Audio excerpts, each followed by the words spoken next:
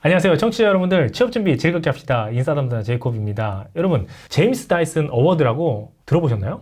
엔지니어를 준비하시는 분이라면 한 번쯤은 들어보셨을 것 같습니다. 여러분들이 잘 아는 다이슨의 창업주 제임스 다이슨이 혁신적인 젊은 엔지니어들에게 도전의 기회를 주고자 개최하는 세계적인 공모전입니다. 세계적인 공모전이라고 하니까 내가 도전하기에는 너무 큰 대회인 것 같다라고 생각을 하실 텐데요. 제가 수상작을 보니까 세계적인 건 맞는 것 같아요. 그리고 되게 어려워 보이기도 합니다. 근데 잘 생각해 보니까 이게 꼭 내가 1등을 해야 될 것 같다, 세계적인 수상을 해야 될 것만 같다 라고 생각해서 도전하지 못하시는 분들이 있을 것 같아서 간단하게 좀 설명을 드리도록 할게요. 여러분들이 실제 엔지니어로서 근무를 해보는 것은 너무나 어렵습니다. 경험하는 게가 어려운 거죠. 근데 이번 대회를 통해서 여러분들이 어떠한 문제 상황을 엔지니어적인 관점에서 해결해 보려는 노력, 이것도 자소서에 쓸만한 거리가 되고요. 또 그 과정에서 수상을 했다? 그럼 더욱더 좋은 것 같고요. 팀으로서 과정을 진행한다면 나의 리더십에 대해서 이야기를 해볼 수도 있을 것 같습니다. 그래서 여러분들이 너무나 대단한 것을 가지고 출품을 하겠다? 내가 이런 아이디어가 없어서 뭘 못한다 라고 생각하기보다는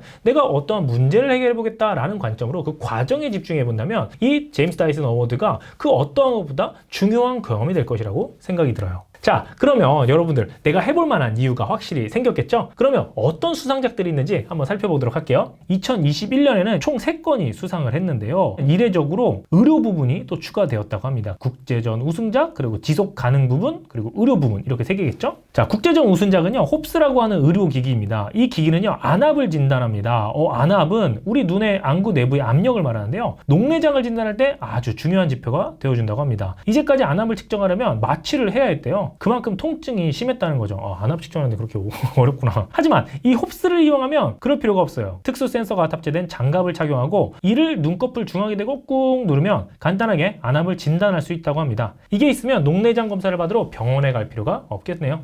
2021년 지속가능성 우승작은요, 플라스틱 스캐너입니다. 이 기계는 말 그대로 플라스틱을 스캔해서 유형별로 분리할 수 있도록 해줍니다. 그 전에는 플라스틱을 스캔할 때 혼합형 적외선 분광술이라는 복잡하고 비싼 기술을 썼대요. 하지만 이 플라스틱 스캐너는 그보다 더 저렴한 이산 적외선을 사용한다고 합니다. 비용 절감이 많이 되겠네요. 게다가 측정하는 소스도 전부 오픈되어 있대요. 필요한 사람은 누구나 자기에게 맞게 프로그램을 고쳐 쓸 수도 있고 자기만의 재활용 분류 시스템을 만들 수 있다고 합니다. 자, 2021년 의료 부분 수상작을 살펴볼까요? 리액트라고 하는 기구인데요. 의료용 출혈 방지 기구라고 합니다. 이걸 상처 부위에 삽입하면 출혈 방지 기구가 부위에 맞춰서 알아서 자동으로 팽창해 출혈을 막아준대요. 와, 이거 SF 영화에서 나온 그런 것 같은데? 지금은 현장에서 출혈을 막기 위해 거즈나 붕대를 사용하는데요. 이 리액트를 사용하면 거즈로 막지 못하는 큰 상처도 감쪽같이 막을 수 있고 출혈을 1분 내로 멈출 수가 있어요. 연간 긴급한 환자 수백 명의 생명을 구할 수 있다고 합니다.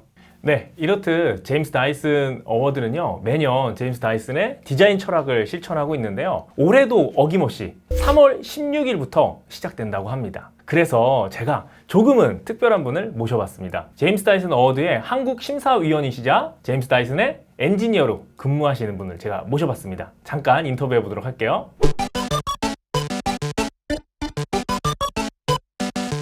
안녕하세요. 간단하게 소개 부탁드리겠습니다. 안녕하세요. 저는 다이슨 글로벌 엔지니어링 오퍼레이션 부분에서 일하고 있는 수석 엔지니어 이수정이라고 합니다.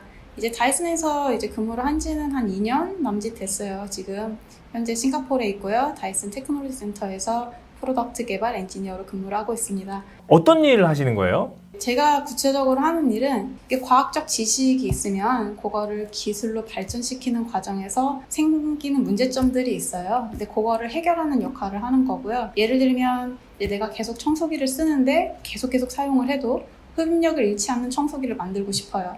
그러면은 이 아이디어의 배경이 되는 과학적 사실이 있을 거잖아요. 그러니까 그걸 가지고 제품을 만들어보고 설계도 해보고 실험도 해봐서 이제 이 아이디어를 어떻게 현실화할 수 있는지 그 솔루션을 가져오는 게 이제 엔지니어의 역할이고 그런 일을 하고 있습니다. 뭐 수많은 엔지니어들이 있잖아요. 근데 제임스 다이슨의 엔지니어는 어떤 네. 엔지니어라고 좀 생각하세요?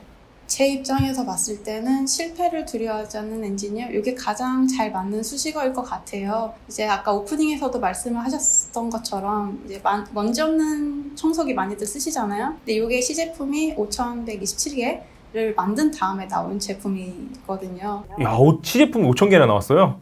하루에 한 3개 만드셨을 거예요.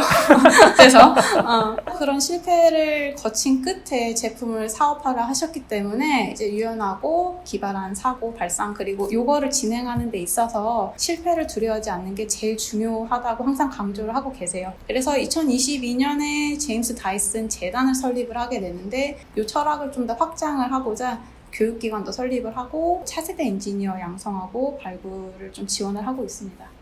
5천여 개를 만든 그 정신을 담은 것이 바로 이 제임스 다이슨 어워드인 것 같아요. 엔지니어들의 그 도전하는 정신, 뭐 또 디자인 부분적인 것도 그렇고요. 어떤 대회인가요? 예. 이제 아까 말씀드린 것처럼 다이슨에서 가장 중요하게 생각하고 있는 가치 중에 하나가 다른 사람들이 이제 그냥 넘기는 간과하는 일상의 문제를 해결을 하는 게 중요한 목표 중에 하나예요. 그래서 이게 철학이기도 하고 기업의 근간을 이루는 되게 중요한 메시지인데요. 다이슨 하면은 많이 떠올리시는 이제 청소기라든지 아니면 날개가 없는 선풍기 이런 것도 모두 소비자들이 제품을 사용을 하면서 이제 일상적으로 겪는 문제점들을 파악을 하고 이 문제를 해결하기 위해서 노력한 끝에 나온 제품들이거든요. 이 어워드 역시 이러한 철학이 동일하게 반영되어 있는 공모전이라고 보시면 될 것 같아요. 그래서 주제 자체는 일상 문제를 해결하는 창의적인 아이디어 요건데요. 남들이 쉽게 지나칠 법한 일상 속의 아주 작은 문제라도 이제 명쾌하고 창의적으로 해결할 수 있는 솔루션이면은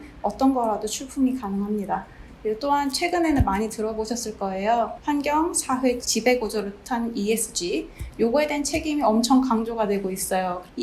2020년부터는 지속 가능성 부분이 추가가 되었습니다. 그래서 출품작을 진행을 하시면서 문제 제기, 해결 방향 또는 개발 과정이 환경, 사회 또는 윤리적 가치를 반영을 하고 있으면 지속 가능성 부분의 심사 대상이 되실 수가 있어요. 차세대 엔지니어로서 주변의 문제나 상황을 세심히 관찰을 하다 보면은 이제 문제를 캐치를 하실 수가 있을 것이고 그 문제를 어떻게 해결할 수 있는지 고민을 하다 보면 혁신적이고 새로운 아이디어가 많이 나올 거라고 생각합니다. 예전에는 제품 개발에만 신경을 써야 됐다면 지금은 환경과 사회 문제까지도 고려를 해야 되는 점점 더 복잡해지고 있어요.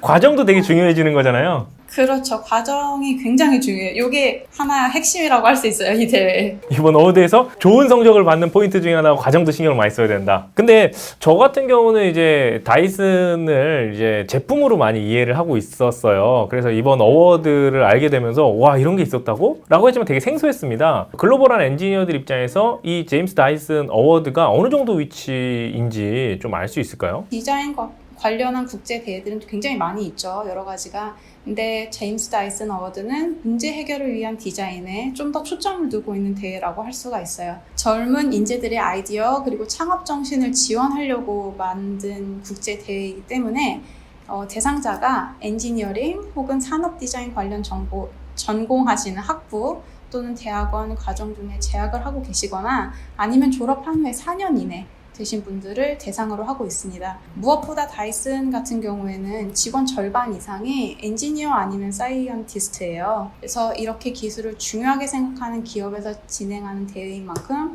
차세대 엔지니어들의 아이디어를 확장할 수 있는 기반이 되는 대회라고 생각합니다. 그 심사위원 모셨으니까요. 심사 기준이 좀 어때요? 저희가 중요하게 보는 게 두 가지가 있어요.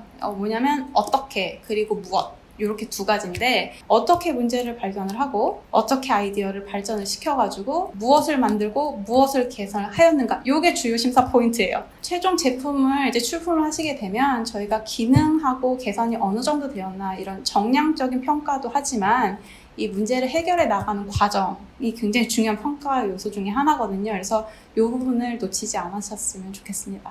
제가 어떤 제품을 만들었어요. 이거는 뭐 A라는 현상을 뭐 해결하는 뭐 B라는 제품입니다라고 이제 갖고 갔습니다. 그럼 그거에 대한 근거마저도 제가 다 준비를 잘하는 게 매우 중요한 포인트인 거잖아요. 그렇죠. 근데 이게 어떻게 보면 좀 차별성이 될 수가 있어요. 왜냐하면 제품의 완성도라는 거는 누구나 다 이렇게 100% 완성도를 달성할 수 없다고 저는 생각을 하거든요. 특히 이제 제약자분들 같은 경우에는 어느 정도의 한계가 있을 거예요.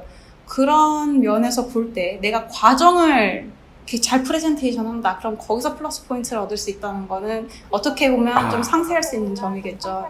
그럼 완벽한 결과물이나 뭐 저 일단은 뭐 시제품이라도 되게 대단한 걸 만들고 싶은 게 이제 출품한 사람 입장인데 저희가 그래서 두 가지를 보고 있는 거예요. 아무래도 이게 재학생들 또는 이제 졸업한 지 얼마 안 되신 분들 같은 경우에는 그 재원을 마련하기가 힘들 수가 있어요. 그래서 저희는 과정도 같이 보고 있기 때문에 내가 완성도가 이게 내가 기대한 만큼 나오지 않았어. 이렇다고 해서 절대 이제 포기를 하지 마시고 이 두 가지 모두 이제 고려를 하셔가지고 잘 준비를 하시면 좋은 결과가 있을 거라고 생각합니다.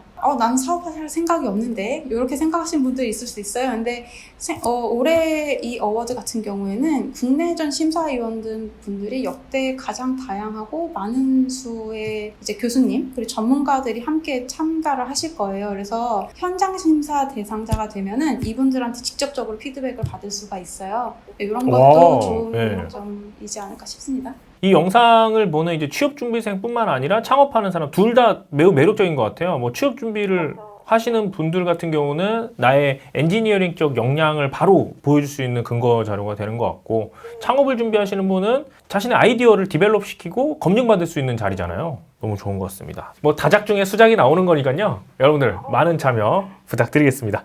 네, 시간 내주셔서 감사합니다. 네, 감사합니다. 제임스 다이슨의 이야기에서부터 제임스 다이슨 어워드까지 한번 알아봤는데요. 미래의 엔지니어를 꿈꾸시는 분이라면 정말 한 번쯤은 도전해봐야 되는 좋은 기회인 것 같습니다.